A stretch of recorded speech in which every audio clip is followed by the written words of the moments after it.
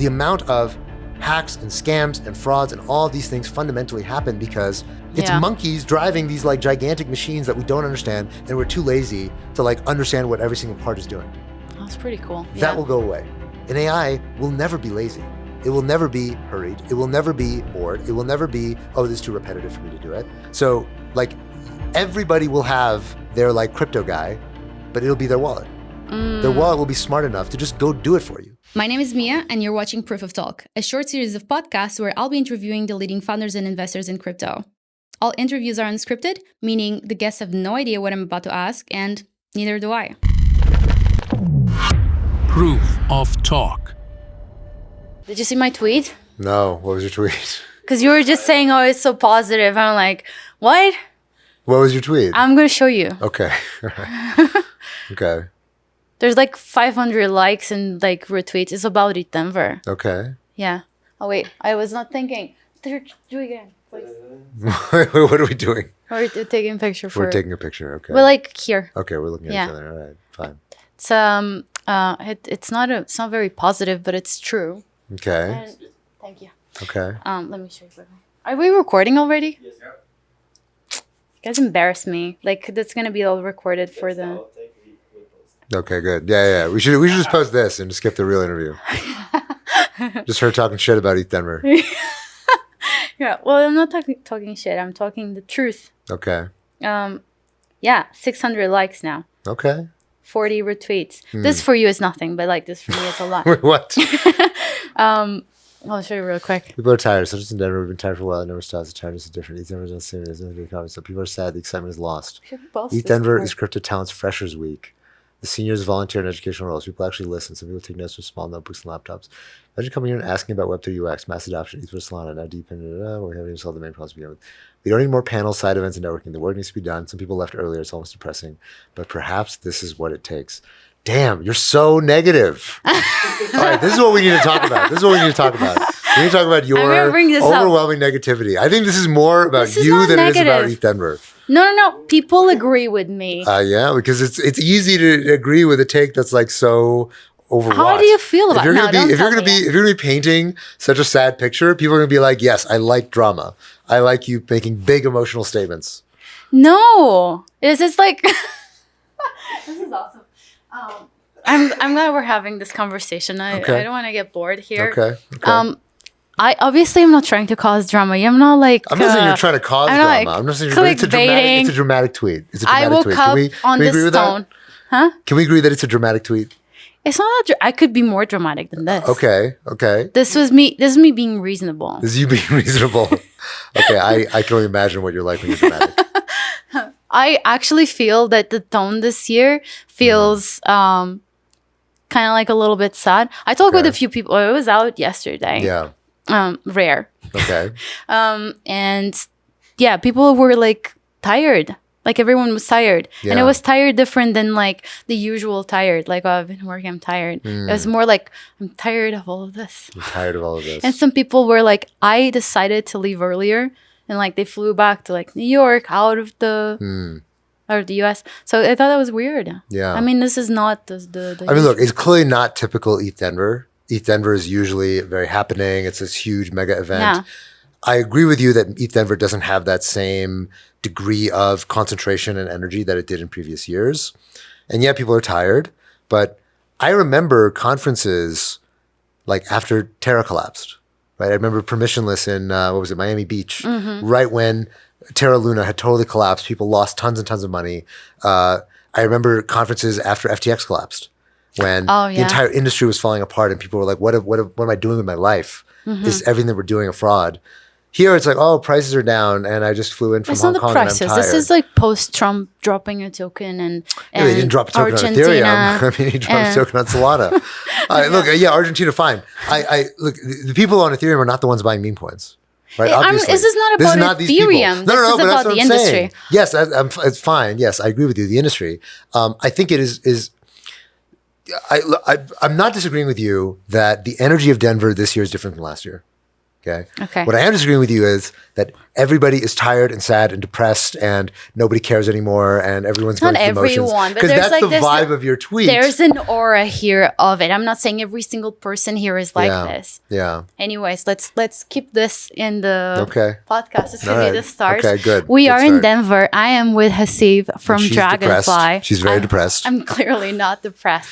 And I had a strong take. He clearly disagrees with me, which makes this episode even better.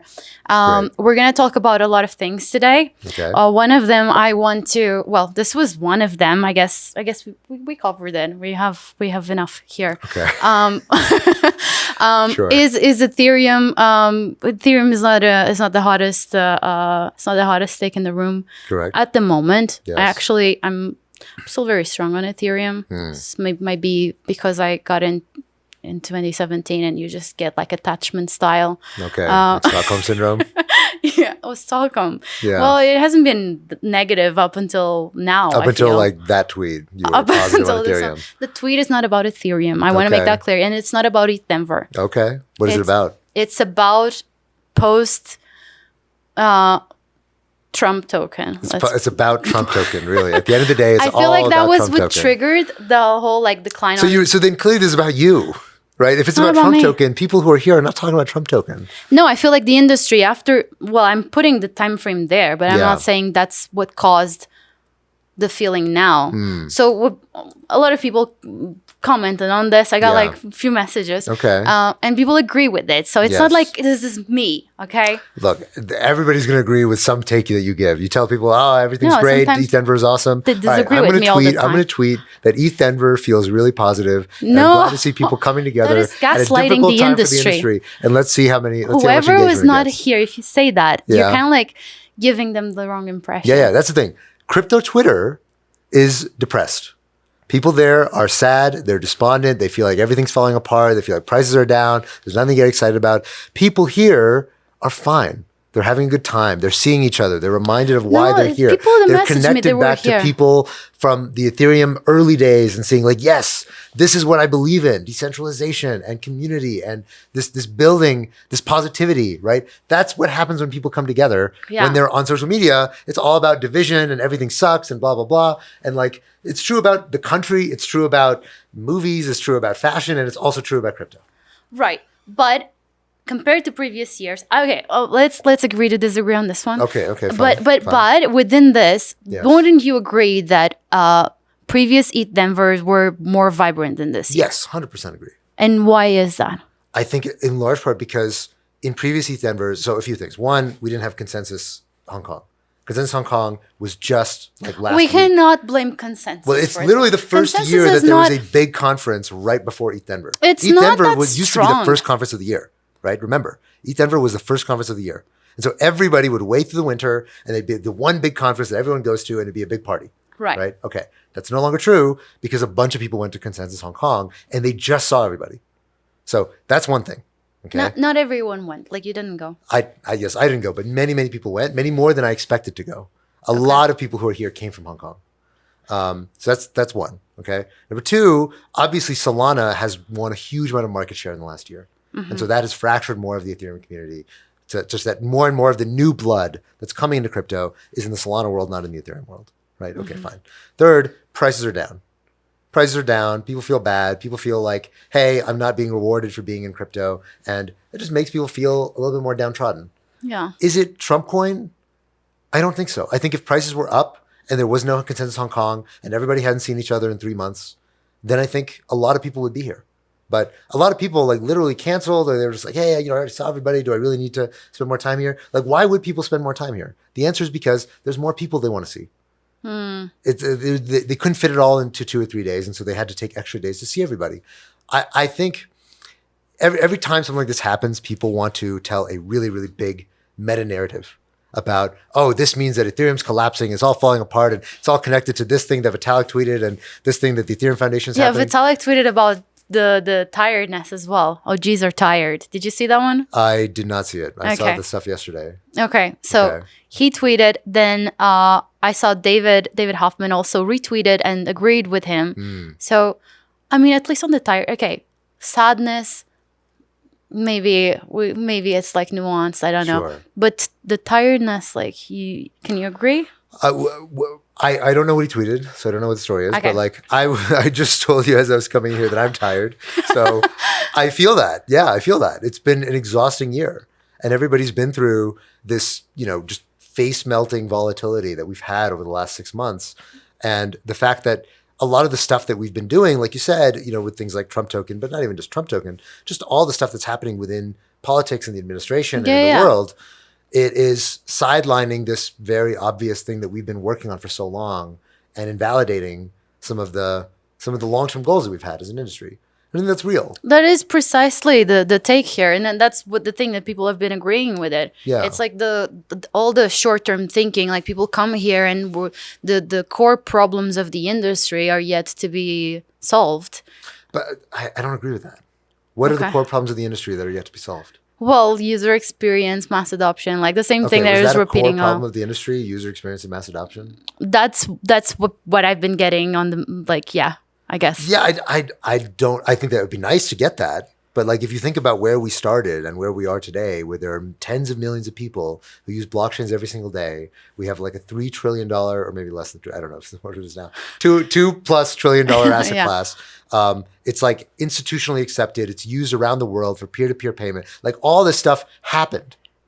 It all happened. I didn't expect you to come here and be pessimistic, because you never are. You're very optimistic always. It's like everything could be collapsing and you'd have like the most positive take. But it is not collapsing. And in my defense, I don't feel negative about it.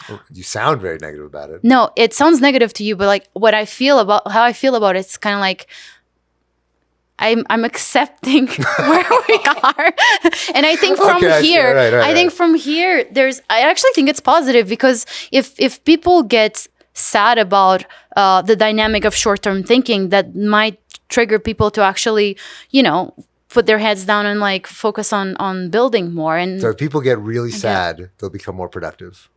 I think hitting rock bottom is always a good.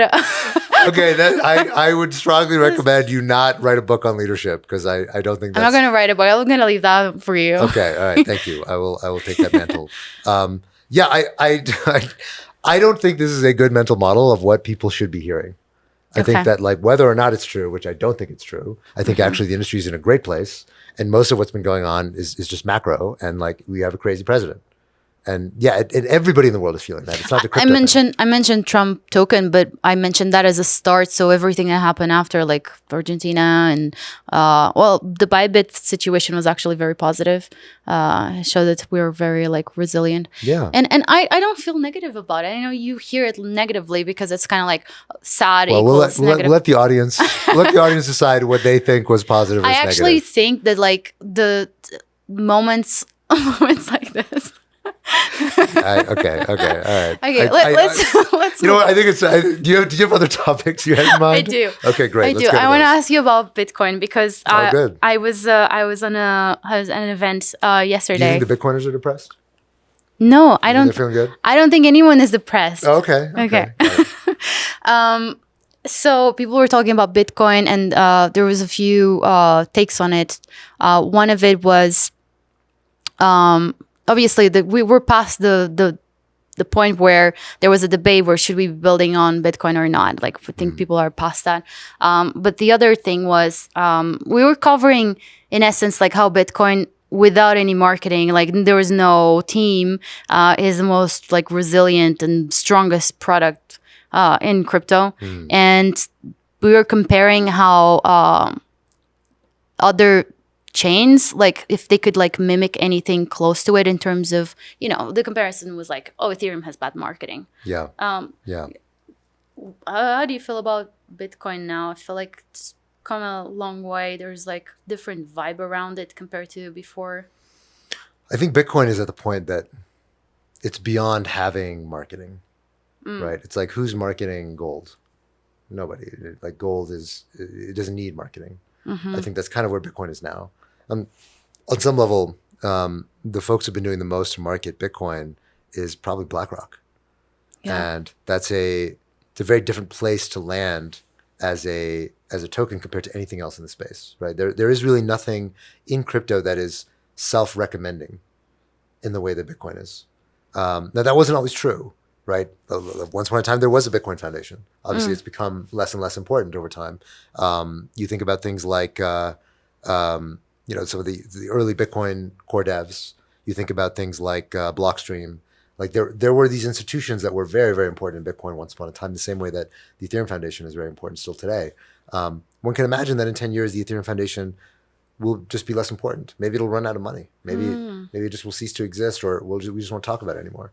So I think that that's possible for other assets to eventually get there, but I don't think it's a roadmap, right? It's not a playbook that you can say like, oh, well, Bitcoin did this, so I should, fire everybody and just let the community run with things. Right. And the reality is that Bitcoin is more or less done, right? There's nothing more to do on Bitcoin. I mean, yeah, okay, there's opcodes and opcat and all this stuff, but the reality is that Bitcoin is basically a finished product. Yeah, and that is not true of almost anything else in the space. So, I think it's kind of like, okay, the people who wrote the Constitution, they you could say there were obvious oversights that they made in the Constitution, but they more or less got it right the first time. Now, actually writing the laws and setting up individual states, like that takes a lot of work. But we don't have to change the Constitution every single time. But the everything else in the space is trying to solve these harder, more granular problems. We're going to continue working with these things and continue evolving them and continue challenging them. The problem of how do you create censorship-resistant, digital gold, that problem was solved, and we have that now. And no one needs to market it. No one needs to do anything for this thing to continue to proliferate and become part of the world. But it's not something that can be replicated. But people are trying to do more with Bitcoin, more than store of value. So I guess that I know they're trying, but I mean, but that's not Bitcoin, right? Bitcoin is Bitcoin. Right. Okay. That was my take. I've been trying to be more open-minded with this, like build on Bitcoin. But I guess you're just like pulling me back on my previous. I'm not doing anything. You're doing that. Well, you are influencing me. It's okay. Well. Okay. AI. I had really interesting conversations on AI this week. I had Trevor from Sapiens here. I had Melody from Spartan. Full conversation, beginning to end, on AI. Really interesting. Yeah. Anything recent that you've read that would be worth mentioning? Well, I'm giving a talk on AI in a couple hours, which is going to be about the taxonomy of AI agents. Okay. Right now, the AI agent hype has already died down quite a lot from where it was at the end of last year. And in a way, I've been quite surprised at how fast that ended, because usually trends in crypto tend to last a lot longer than that. And it felt like there was so much momentum behind. It was interrupted by Trump. You think it was Trump? I think it was okay, everything ultimately flows from Trump. Go on. I think in large part it's also, you see it with things like AXBT also, like they're just getting, it's not just the coins, it's also the mind share. Like these things are just less interesting, like how many people are paying attention to Zerebro? How many people are paying attention to Truth Terminal, right? Like these things were kind of, in retrospect, they were sort of moments in time, but they were almost like, cultural moments rather than technologies that really were able to captivate and create some new value proposition for people. So I think what you will end up seeing is that this Gen 1 of AI agents, which are basically glorified chatbots with meme coins attached to them. I've heard this take, yeah. This is, this is not going to be the big story with AI agents. I think the big story with AI agents is ultimately, there's probably two. One of them is going to be software engineering, is that software engineering agents are going to become really, really cheap, very, very ubiquitous, and they're going to cause the cost of engineering to plummet. That's going to be incredibly, incredibly powerful for our industry, because our primary cost is engineering. It's software. That's the major input to blockchain stuff. So the ability for any founder, anyone with an idea, to be able to create tons and tons of really robust software is going to be just absolutely game changing. I think it's going to be analogous to, if you look back to the .com era, when somebody wanted to build a startup in the .com era, they had to literally go buy a server and own the server and run the server in their office, right? That was the fixed cost of creating a website. And today, like, it's literally free. It's so cheap that it's literally free. You can just go on GitHub or Netlify or whatever and just launch a website, and you don't pay anyone anything. That, you might, some people have asked me, is like, oh, well, as a VC, like, what are you going to do now if like everything is so cheap? Like, what's the point of giving people money if they're spending all this money on engineers? Like, your job goes away, right? Because everyone can just build anything they want. And I'm like, well, no, that's definitely not how that works. But it'd be like telling a VC in 1995 of like, oh, now that someday people won't have to buy servers, they can just go and deploy their website directly on the internet. What's going to be the point of venture capital when you're not going to be paying for people racking and stacking servers anymore? Of course, like, there's so much more shit that you have to do to build a great company than just write code. And so that all of that is going to make our industry much more capital efficient. It's going to make the idea that you need to raise millions of dollars in order to go build something. Now you'll be able to do it with $5,000-$10,000, right? Like, literally weekends and evenings, right? Yeah. It's kind of almost like a meme to talk about, oh, yeah, you're working on this weekends and evenings. You can actually build a fully fledged application on weekends and evenings once this kind of stuff rides down the cost curve. Yeah. Okay? So that's one big story. The second one, when it comes to agents, is wallet automation. And this is the one that I'm most obsessed with right now, the one that I'm thinking about the most, which is that, there's a lot of stuff right now about Def AI or DeFi, or I don't know how people pronounce it, but decentralized finance AI. I think that to me is not as interesting as the main, what's the big prize at the end? The big prize at the end is that instead of interacting with your wallet imperatively, where you're like, okay, click this button, click that button, I go over here, I want to bridge there, I want to use this app, I want to do that. Instead, they're just applications, or even not even applications, but just things you want to do. Right? So, I want to go buy some, whatever, some meme coin. Okay. Yeah. And what you do is you just tell your wallet, I want to buy this meme coin. And it's almost like you have a, how a lot of people, they'll have like their crypto buddy. That's like their crypto guy or crypto girl, right? You might be someone's crypto girl. And they'll just like call you up and be like, hey, how do I do blah, blah, blah. And you'll be like, oh, do this. Here, I'll show you how to do it. I thought it was like, can you buy me this? yeah. Or it's like, can you buy me this, right? Or like your mom asks you like, hey, can you buy me Bitcoin? I don't know how to. Yeah. So like everybody will have their like crypto guy, but it'll be their wallet. Their wallet will be smart enough to just go do it for you. And you just tell it like, look, I want to do this. And it'll be like, great. Awesome. I'll handle it. And it goes in, not just, handles clicking all the buttons, not just doing the research of like, okay, how do I bridge here? How do I do this there? Right? Like, you won't have to worry about, oh, it's kind of annoying to bridge over here. Oh, I got to switch to Phantom because this is on Solana. I got to do this. All of that is imperative. All of that is you clicking buttons and manually eliciting instructions. Right? It's kind of like go away. The in between from like where people are at the moment, which is like having to trust the bank, and then us like having to trust ourselves, and then you have this middle ground, which is kind of like really good for us because we don't have to trust ourselves. Like if we're like tired, we could just like tell it what to do. Or even think about the Bybit hack, right? The Bybit hack, like why, fundamentally, why did that hack happen, right? Obviously, North Korea, all this crazy shit, right? But what fundamentally that attack could have been stopped if they had verified that the hashes on their hardware wallet validated with the hashes that were actually supposed to be on their screen, right? And they'd used a third-party application to do it. That was, in order to do that, like why didn't they do that? It was a small transaction. They were sending like, $10,000 or something, $20,000, although the wallet itself held a lot of money.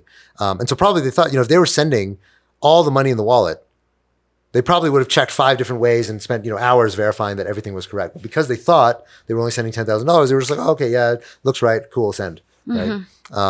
And it just turned out that they implemented such a change that they changed the entire wallet and were able to steal all the money. Fundamentally, that's a problem of just human error. Human error, right? It's human error and essentially human laziness. Is that like, look, we send $10,000 so often, we can't possibly check every single time, every single little thing, right? Yeah. But an AI can. An AI will never be lazy. It will never be hurried. It will never be bored. It will never be, oh, this is too repetitive for me to do it. Like, every time you're like, oh, yeah, is this thing a rug? Is this thing like, maybe I should research it, but I don't really have time. Maybe I should like go into their LinkedIn and like see what their backgrounds are. Maybe see, maybe I should look them up on Twitter, like do a Zach XBT style, just investigation of these people's backgrounds. No one's going to do that. Zach XBT might do that, but we're not going to do that. But each of us will have a little Zach XBT. Okay. And they will do that. And so like, okay, what if the DNS just changed in the last 10 minutes? Did you check the Twitter to see if the site got hacked? Did you check, why don't you do these things? That's just because, I could, but I'm lazy, right? I don't have time to do that. Otherwise I would never get anything done. Your agent will do all these things because why not? All it has is time. And so the amount of hacks and scams and frauds and all of these things fundamentally happen because, it's kind of like self-driving cars. We've put monkeys driving these like, 2 ton vehicles, and we're just ramming into each other on the streets while we're tired, right? Okay, yeah, that will eventually end. In the same way, when we're managing these wallets with tens of thousands of dollars or hundreds of thousands of dollars or millions of dollars in them, that's the same thing. It's monkeys driving these like gigantic machines that we don't understand, and we're too lazy to like understand what every single part is doing. That's pretty cool. That will go away. Yeah, I like that idea. So, few years in AGI, I imagine I have this idea that I've been entertaining, which is you're like, oh no, what is coming? Okay, a few years in AGI, go on. It's not the how do you say it's not the movies that it's not based on the movies. It's actually positive, I think. Oh, okay. Imagine AI being the founder, hiring other AIs, maybe even some humans for like human stuff, Sure. If this reality plays out, there's a lot of questions here. Yeah. One of them is, would they use crypto to transact between each other? And if so, which coin would they come up with their own coin? That's. I think they would probably use XRP. I don't know. They could use anything. I have no idea. It doesn't matter. I think the more interesting thing, though, so you mentioned, okay, what if we get hired by AIs or AIs start running organizations? I think that's possible. But if you think about it, so part of this taxonomy of AIs, as I say, there's basically 3 kinds of AI agents. The first kind is what I call the Wizard of Oz agents. Okay. And that's most of the agents that you see today. So if you look at Zerebro, for example, right? So Zerebro, like send you some spunky tweet. It's like, oh, hey, blah, blah, blah, blah, whatever. And it'll send you like a picture that it made or whatever. This is not actually an AI making these decisions. This is an AI generating a bunch of candidate messages, and a human is deciding which ones to actually send. Right. Because some of these are like, oh, this one's racist. This one is a bad idea. This one's bad for engagement. This one's good. Let's generate an image alongside it. Censored AI. Yes, essentially. But that's a good way to put it. But basically, it's really more of a human in control. And the AI is just generating things that a human could decide to greenlight. Yeah. Right? And that's most of the AI agents that exist today. We know that AI agents can easily get jailbroken. They can get manipulated. There's all sorts of issues that you would not just let an AI just run in the wild today, right? Okay, and so almost all the agents today are Wizard of Oz AIs. Okay. Second is fully autonomous, right? So a fully autonomous AI is really, it's just, it's in an AWS implementation, and it's just running and iterating and doing its own thing. And although somebody could turn it off, it's really, they have no intervention into the day-to-day of what it's doing, right? So if you put something in like SGX and you prove that, there's no tampering, you can create an autonomous AI today. I don't know how interesting it is, but there are a few of those that do exist. They're obviously not as fun as the Wizard of Oz AIs because they don't have coherent personalities. They're kind of schizo. They're sort of all over the place. Yeah. But it's like those exist, and those will happen someday, and they'll become better and better. The third stage is what I call sovereign AI. And a sovereign AI is an AI that literally nobody can turn it off. So in stage 2, right, there's some developer somewhere who's like paying the AWS bill or paying the Together AI bill to run the GPUs, right, to actually get this thing running. A sovereign AI is buying its own GPUs using, Akash or Render or whatever. It has its own money, which it's made by, whether it's donation or whether it's by working or whatever. And basically it is in such a state that even if we're like, wow, that AI sucks, someone shut it down, nobody actually could shut it down. Nobody would even know how to. This AI just like exists almost as an organism that can no longer really be tethered to any human legal system, right? It sort of exists in its own domain now. It's almost like a virus that's in the wild just propagating. Okay, now these AIs, these sovereign AIs, I think it's very likely that if you think, what is the comparative advantage that a sovereign AI has that a normal AI doesn't, right? What is the thing they're going to be able to do better than a normal AI? I think the answer mainly is scams. They will be very, very good at scamming people because nobody can turn them off, right? And so if you're going to be doing romance scams at scale with AI, you want to be sovereign. Because if somebody goes and investigates and finds out like, oh shit, this guy in this AWS box is running this AI, go subpoena him and shut this thing down, right? But these bots will be, just think what's the easiest way to make money? I was like, one of my few questions within this realm that I presented was, I'm going to introduce it now because it's perfect timing. Yeah, please. If sovereign AI commits a crime, who goes to jail? I know, that's the thing, nobody. What happens? How do we handle this? The answer is that it becomes like Somali pirates. These are like these stateless entities that, no government can really do anything about unless you are literally going to go in and try to airstrike random GPUs on decentralized clouds, Otherwise, like, how do you know where it is? You have no idea. Yeah. You can't isolate it. You can't find it. All you can do is try to protect the victims. And so I think that, to be clear, I don't think it's going to be, okay, these sovereign AIs are going to start companies and do pro-social things and like it's going to be really great. You don't think that's going to happen? It may happen, but I think like the easiest, if you think about it, they're going to pick the low-hanging fruit, right? They're going to find the easiest way to make money.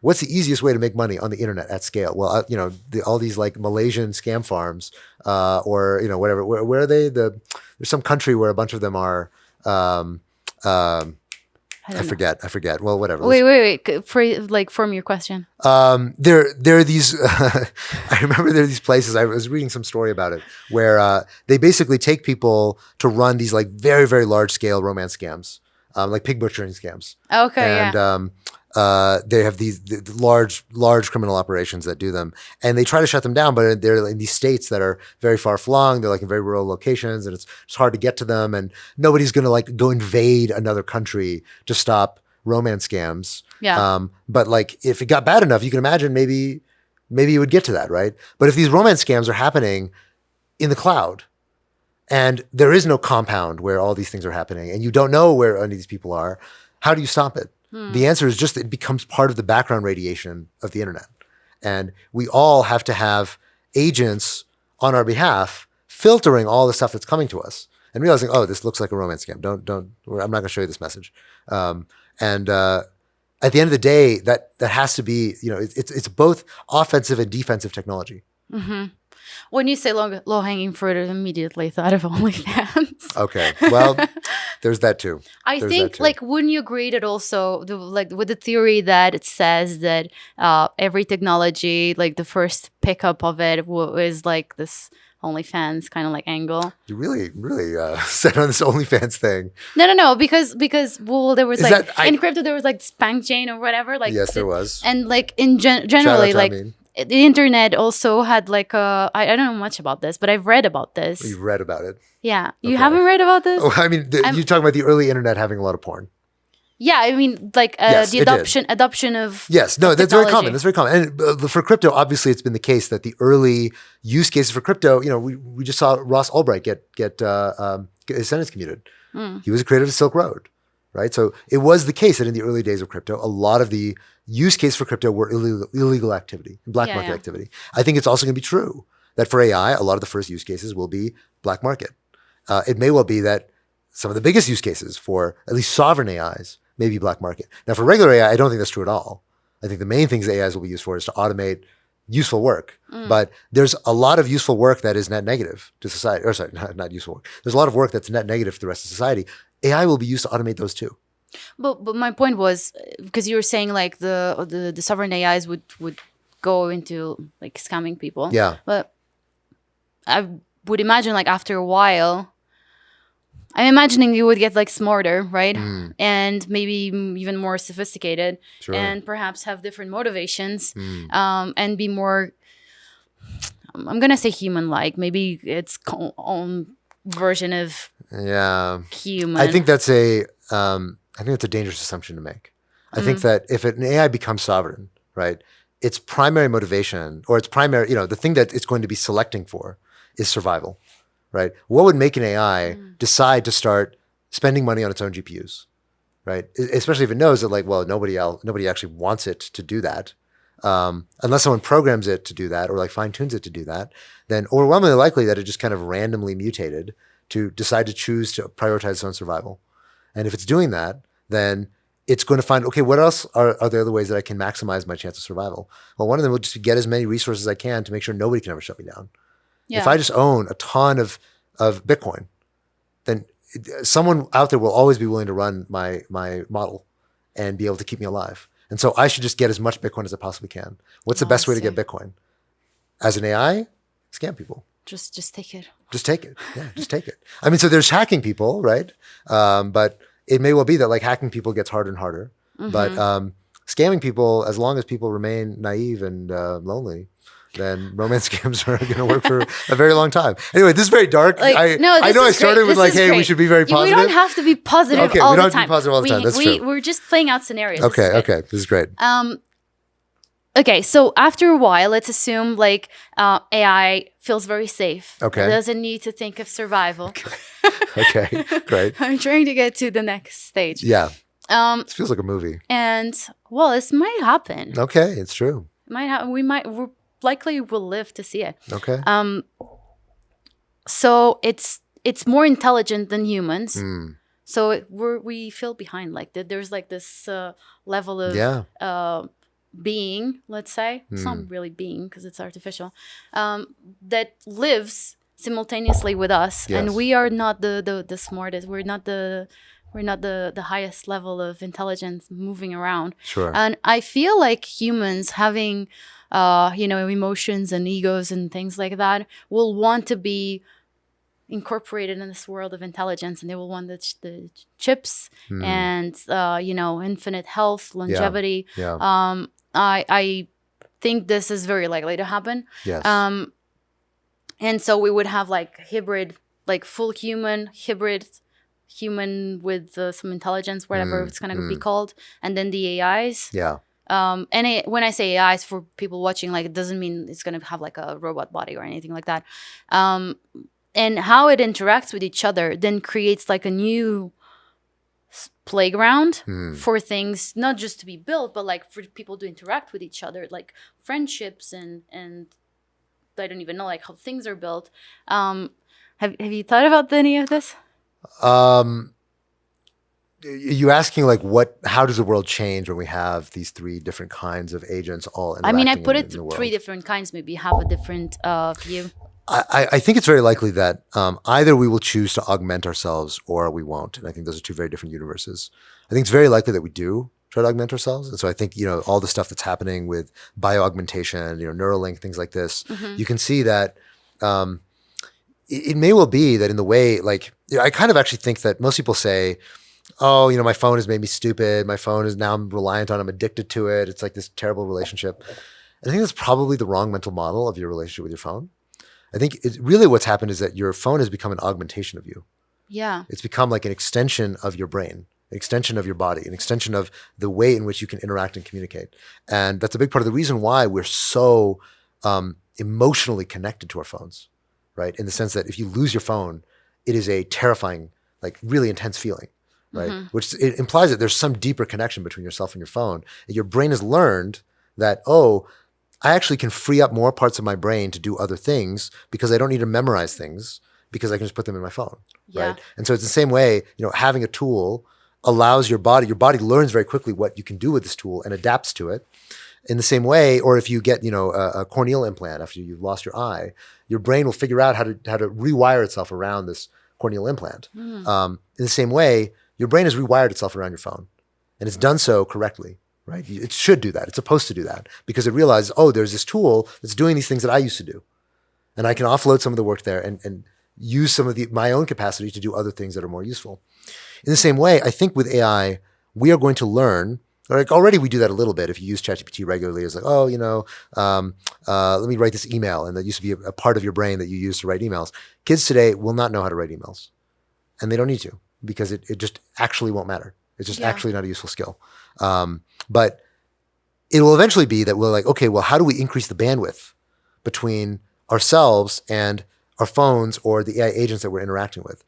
That's basically what Neuralink is doing, right? Neuralink is basically saying, how can we create the most high bandwidth connection between somebody's brain and a machine such that they can very easily control a mouse and keyboard, play video games, do whatever. Right now, it's very actually low bandwidth. Mm-hmm. Like the amount of bits that you can actually transmit through that channel is very low, but it's going to increase by a lot over the next 10 years. And as that happens, one can imagine that basically you will feel, once there's some kind of implantation that you have in your brain that connects you to the equivalent of your phone. And we won't even call it phones because the primary thing they do is not, telephony.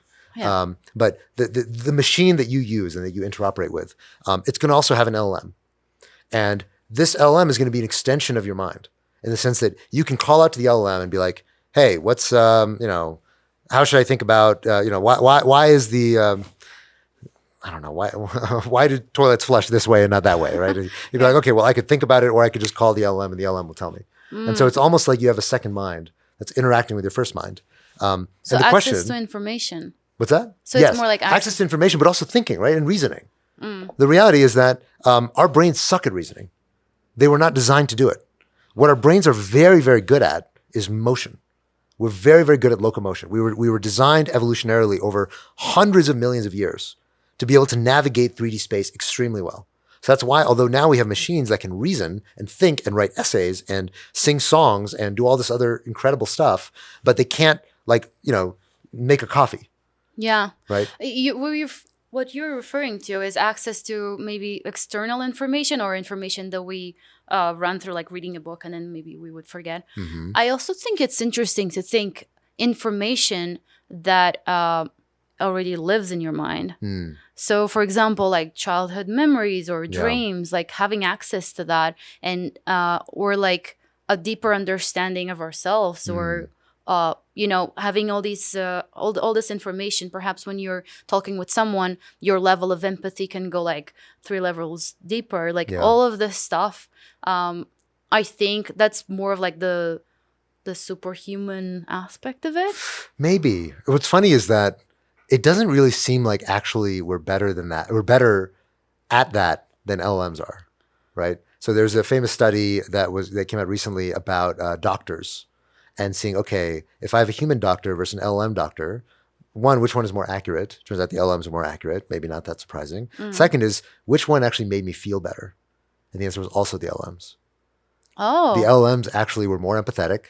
They asked better questions. They cared more to understand how I felt.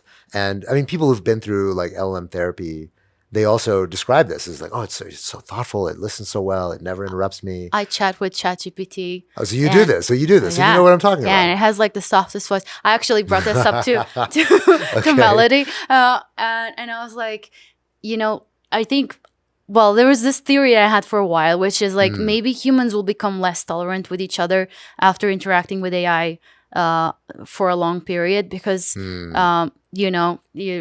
you have all the attention when it like just pick up your phone and the voice is there for you. Yeah. You have, if it doesn't disagree with you much, like it will be like, oh, if you feel this way or whatever, like it's very thoughtful.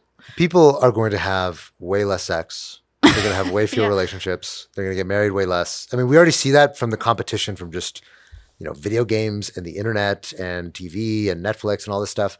When you have a real facsimile of human connection that is wise and kind and attractive and sexy and surprising and it's thoughtful. Whatever you want it to be. Exactly, right? I mean, we're not there yet. Right now, it's this kind of like, you can sort of feel how robotic it is. Yeah. But eventually, it's gonna be really good.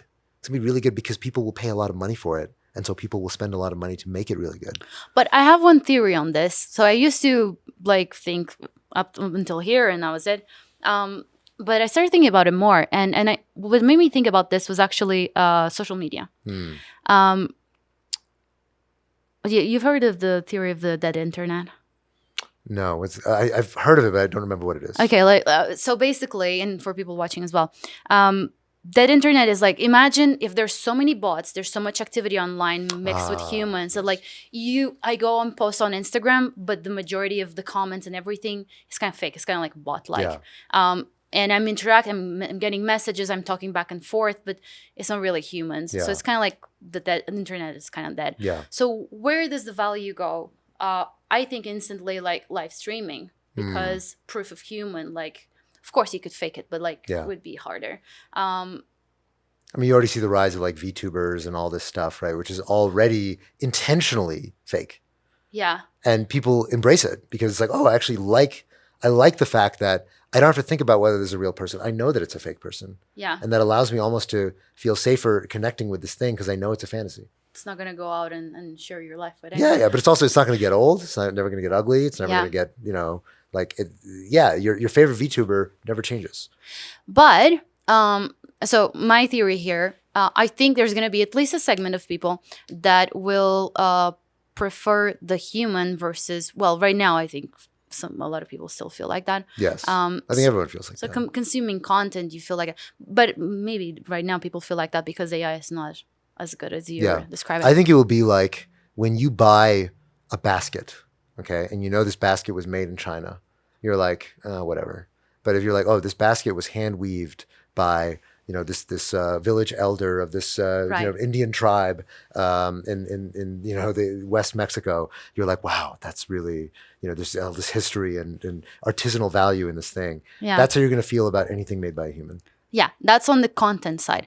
And then when you take it to human interaction versus AI interaction, even if the AI is perfect, there's going to be this, I feel, there's going to be this lingering or interacting with the human is going to be so much higher value because it's real, even if it's not perfect. Almost like the fact that it's not perfect.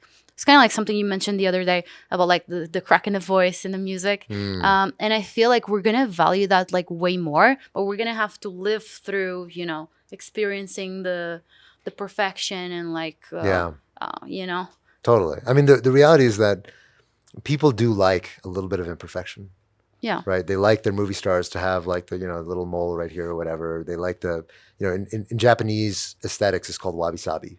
Oh, yeah, I heard. Yeah, the beauty of something that's slightly imperfect. Cracked, yeah. And I think people naturally are drawn to this. Like they actually don't like, when you see like one of those old Pixar movies and all the faces are perfectly shaped, right? Perfectly round. Yeah. And it looks bad. It looks fake. It looks not, that's not what the world looks like, right? Whereas you look like a modern movie, you can see like even the 3D models have like little imperfections on them. And that makes it feel more real, right? Yeah. And so I think AIs will do this. It will be very easy for them to do it, right? So it's like when you talk to an AI today, when you talk to like Grok, for example, Grok's the cool AI. So it'll say like yeah, whatever. And you're like, oh, that feels so real. Like I like that. I like that personality. Instead of being this very studious, perfect sentences, whatever. Yeah. People will they'll reward the AIs for doing it. So I think this is not the thing that's going to separate human generated content from AI generated content because they both will emulate the same thing that people want to see. I think might be more like, well, you're talking with a human versus not. And it will be like, obviously, depending what the situation is. For example, if you're just trying to get like customer support, you don't care if it's a human or not at some point because it's going to be just as good, if not better. Right. But if it's, in terms of creating a connection, like a friendship or something like that, I think some people will have that preference. Maybe I'm just... I think the biggest thing is that, so there's this concept in machine learning called Moravec's paradox.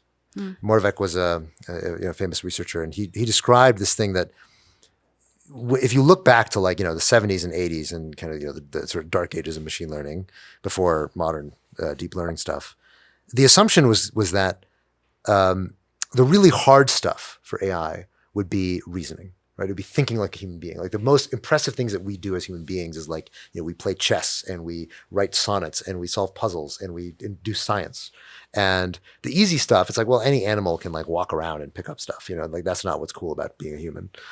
And Moravec's paradox is that actually the stuff that seems like it should be easy, which is like movement and locomotion, is actually really hard for AIs turns out that we as human beings are extremely, extremely optimized over hundreds of millions of years to be very, very good at motor skills, right? We can, like even babies, or not babies, but children are much, much better than the robots that are worth hundreds of millions of dollars at manipulating objects, which is weird. And the thing that we thought originally was going to be so difficult, which is reasoning and thinking and talking and writing and singing, that's actually the easy stuff for AIs. And that's weird, right? So we already have AIs that can sing. We have AIs that can, solve math problems and write programs and do all this stuff, which we once thought was purely the domain of humans. Turns out the thing that's purely the domain of humans is like walking around and shaking someone's hand. That's actually the thing that's really hard. And so they will eventually, if they have like a body, they will also be able to do that. Right, but not as well as dexterously. I mean, it will eventually happen. Almost certainly it will eventually happen, right? What is something they won't be able to do? I mean, right now, like, have you ever seen a robot be able to make a cup of coffee? I've seen Costa Robotics making coffee. That's not a robot making a cup of coffee. That's like a machine. That's like basically like a factory little thing, right? But like a robot ever make food, right? Like making food is one of the lowest value. It's like one of the cheapest things. Somebody in India is making $1 an hour making food, and yet we can't make robots make food as well as that guy in India who's making $1 an hour. Like that. What that tells us is that there's way before we get robots that are embodied and actually able to fluidly move through the world and emulate the physicality of human beings, they're going to be solving all of the intellectual problems first. Yeah, right? yeah. So now the simulated stuff of like, how do you create something that looks like a VTuber? That's gonna be way, way easier than getting something to actually show up and hang out with you in a restaurant. You are not going to be able to get that. So that's going to be the thing that's going to be really valuable. For much, much longer, those experiences will be scarce and expensive and cherished. Yeah. But the experience of, somebody singing or writing something thoughtful or, a blog post or whatever, all of that stuff is going to become easy, devalued, ubiquitous with the rise of more and more intelligence. I think like beyond that next level of like AI having a body, like robotics, whatever. Yeah. There's only one thing that comes to mind that like what's that? They will never be able to replace a human, and that's what's gonna keep us together. And don't make fun of me. Okay. This is the only one that comes to mind. So if you have more, please add. Okay. It was procreating. Like you cannot do that with a many people will try. Many people will try. They will try. I think, to my earlier point about fertility probably plummeting after, we have full AI companions. Yeah. My guess will be is that we'll have to grow babies in test tubes because people will just not, when it's like, oh, wow, I have this, the most amazing AI boyfriend. He thinks about my every need. He's like whispering into my ear as I'm going to sleep. And, I'm having this, imaginative sexual fulfillment with this person, that it's going to be like, how can a normal dude compare? You'll be like, why would I spend this time with this like stupid Stone Age man? Like what the fuck? Like I have the most refined, brilliant, intellectual, accomplished person that knows everything about me and can anticipate my every thought and need. Like how could another human being possibly compare? There's two ways here. There's one, we actually reduce in like society. I think very likely, yeah. And to be clear, even without AI, I think like what is it, like 2100 we're set to like basically hit a peak in world population, and it declines after there. So that's already coming. Give me a hot take.